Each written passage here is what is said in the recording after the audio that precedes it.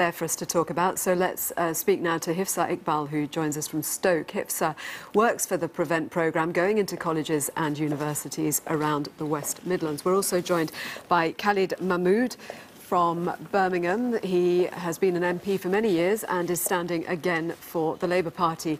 Zubeda Limbada is the director of ConnectFutures. That's an independent think tank which works alongside police forces and communities to tackle radicalisation. She joins us via webcam from Birmingham, and also with us in the studio is Miqdad Versi from the Muslim Council for Britain. Thank you all very much for joining us. We'll start with you, Miqdad. You believe Prevent is flawed. Why is that? I think the views of many people within broader society have demonstrated that they have serious concerns about Prevent.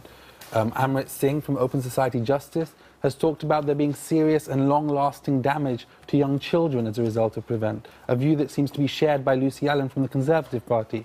And I think there is a broad understanding that, especially when it comes to young children at schools, the way that many of them feel stigmatized, in particular Muslim students, not being able to do what they normally would say, or their parents are telling them not to say certain things in schools, that's a problem because it stigmatizes them from a very young age and starts treating them as a potential security threat. So are you saying effectively some people could be radicalized as a result of Prevent? The Joint Committee for Human Rights in the Houses of Parliament have used the words that they think it risks being counterproductive. Those are the words that they are using. Do you think it is counterproductive? I think that there is a risk of that. No one can know that for sure, and we don't want to create unnecessary damage to this. What matters here is that people do feel alienated as a result. There are many people across different societies, different human rights groups, different unions, who are really concerned about what might happen as a result of what's going on. And what we need is engagement from the government within Muslim communities, rather than talking at them, talking with them. Well, Hifsa, you do work with Prevent teams going into schools and colleges. What is your view when you hear Miqdad say it is counterproductive potentially?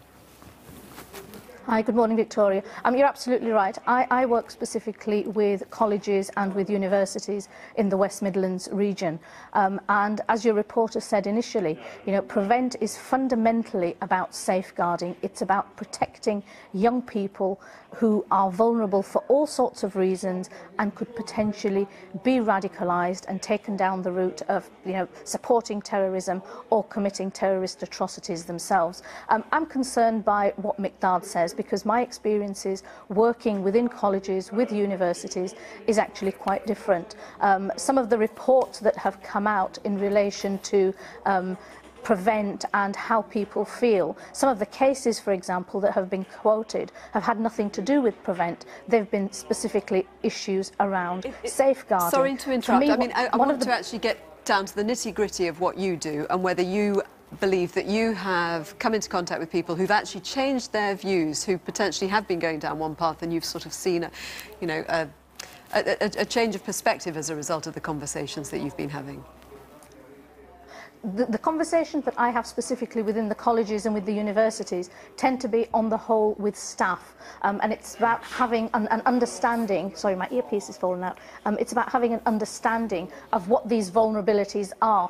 It's not my job to actually go into the colleges or the universities to spot or pick up these vulnerabilities, because I don't know the young people. I don't know the situation or where necessarily these individuals are coming from. Okay. My job is specifically about explaining vulnerabilities and how the universities and the colleges need to understand those vulnerabilities and then support the individuals. Zubeda, you work alongside police forces and communities to tackle radicalisation. What do you believe is the best way? I think we've got to take a middle ground approach. I think Miqdad has rightly expressed concerns where they need to be expressed, but at the same time, as an organisation, we take a pragmatic approach. So we've been going into schools, we've been working with both students and with staff about how we strengthen critical thinking, how we get young people to engage around topics of extremism and radicalisation, giving them practical skills. Who do they talk to in schools? Do they talk to their teachers? How do they address online radicalisation? So I think with Prevent, we need to take that middle ground of understanding where community concerns are. We have to understand why people in the Muslim community are feeling concerned. But at the same time, when we go into schools and in communities, we do know that there is a problem of far-right radicalization. We know that the narrative of each side, of Islamist and far-right groups, feed into one another. So people want the practical aspects. And I think politicians need to recognize, need to engage effectively, because I do think that though the PREVENT strategy has been in place since 2007, the grassroots engagement with both sides, i.e. those people who want to engage, who have concerns, both need engaging with as well. So when we go into schools, assemblies are really important as a way of communicating, and we provide that training. Khalid Mahmood, you're a politician. That there are divided views amongst politicians about whether PREVENT needs to be completely rethought or whether more resources need to go into it. Do you believe that terror attacks potentially have been prevented as a result of PREVENT? People have stopped going down a particular path because of what they have, because of the intervention of PREVENT. Well, there's certain groups in Birmingham who have said that they have been able to pull people back from taking a much more radical route by the support that they're giving them through the PREVENT program that they've run. And so there's evidence-based issues in Birmingham that I know of that have managed to do that.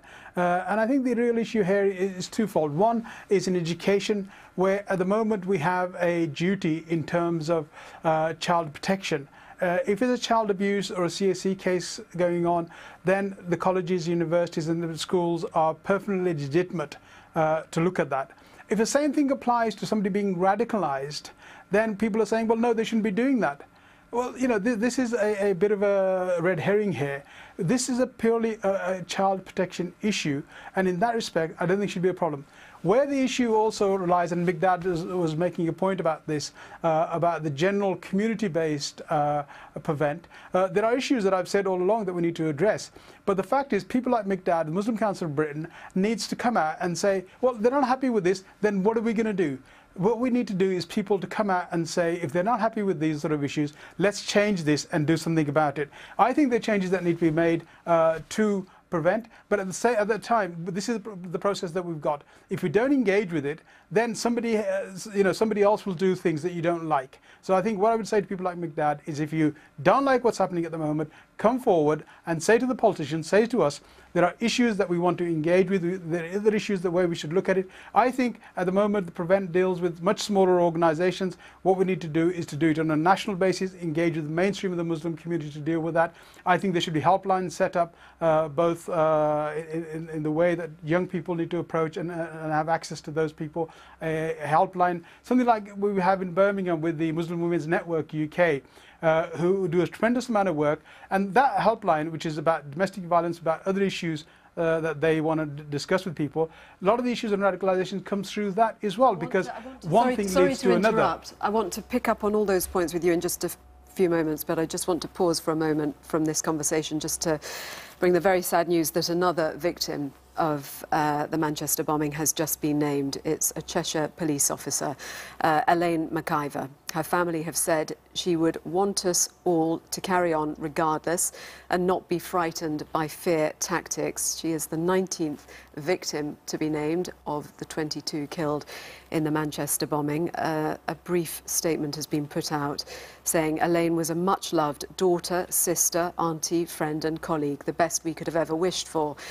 She was everyone's friend, thoughtful beyond belief, with an effervescent and outgoing personality. She would have been devastated by the injuries sustained by her partner, Paul, and we all wish him a speedy recovery. Elaine just loved life and had a major love of music. Despite what has happened to her, she would want us all to carry on regardless and not be frightened by fear tactics.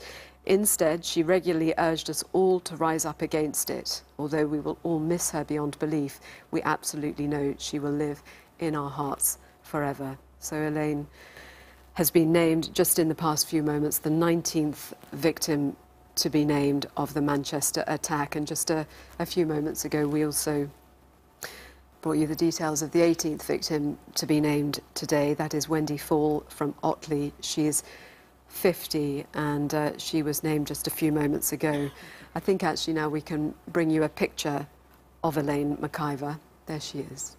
Cheshire police officer killed in the Manchester bombing. Her family have said Despite what has happened to her, she would want us all to carry on regardless and not be frightened by fear tactics. Instead, she regularly urged us all to rise up against it. We will miss her beyond belief, but she will live in our hearts forever. So 19 victims now of the attacks have been named. 3 more remain to be named, although of course their families have been made aware, and the absolute priority has been for the police and those around them supporting them. Let me just come back to you actually, Khalid Mahmood, because you were talking about the responsibility of communities, and it's often said that it's not policing that defeats terrorism, it's communities that defeat terrorism. When we look at what happened here, and we now know that Salman Abedi was actually reported. A hotline was called to say that there were concerns around his behaviour. He had said that he was supportive of terrorism. He didn't see anything wrong with being a suicide bomber. That was exactly the right thing. Yeah. Well, first of all, my condolence to Elaine and her family. And this just shows when we don't get our things right, these are the consequences of what happens. And that's why it's important for us to do it. There have been significant security failures in relation to this particular individual. And I think all those need to be looked at. And I think that needs to be addressed as well very, very strongly once the investigation's out of the way, and we need to ask real questions as to why that was allowed to happen and why those issues haven't been picked up by the security forces. And so that's a real issue. But what we also have to look at clearly going forward is what role all of us play, the community plays. And you know, you've had your reporter early on saying about the victimization of the Muslim community. There's an issue within the Muslim community. There is an elephant in the room that we've got to address. There's a small number of people who are being radicalized to the degree that they are prepared to take other people's lives. And we have to address that. I'll give you an example. In my constituency, in Birmingham, when there were riots, we looked at that area where there was Afro-Caribbean riots from 1985 onwards. We worked with that community, we didn't stigmatize them, we supported them, we built it through to the point now is that when the last time these issues happened, it didn't happen in Lozells, East Handsworth. So those are the things we can change. What you have to do is acknowledge there's an issue, acknowledge that the community has to deal with it, and then move forward. Without doing that, you can't move forward. Miqdad, what do you think is the most positive way to move forward now? I think one of the biggest things here is about engagement, right? We need to have cross-party and cross-community engagement on this issue. At the moment, David Anderson, who used to be the independent reviewer of terrorism legislation, one of the most senior people on this topic, he was talking about how it's extraordinary that the government is not talking to Muslim organisations like the Muslim Council of Britain. He found it quite unusual that that's the case, and he called for an independent review of Prevent. And I think that's really what we need now. We need to get trust with the right process to keep ourselves safe. So throw out Prevent, do you think? It's an independent review. We need to hear all the sides. We need to have an understanding. If there are certain things that are going well, Muslim communities who see that it's going well